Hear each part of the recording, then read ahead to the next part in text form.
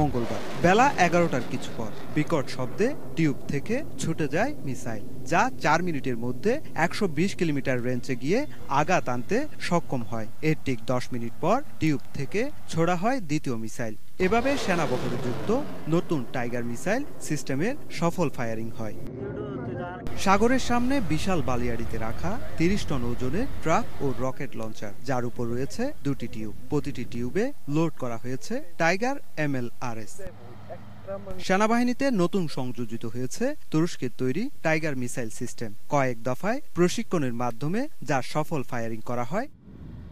সেনাবাহিনীতে নব সংযোজিত টাইগার MLRS এর যৌথ জাহাজীকরণ উত্তর ও স্থানীয় প্রশিক্ষণ উত্তর ফায়ারিং, যা সেনাবাহিনীর প্রধান জেনারেল SM শফিউদ্দিন আহমেদের উপস্থিতিতে অনুষ্ঠিত হয়।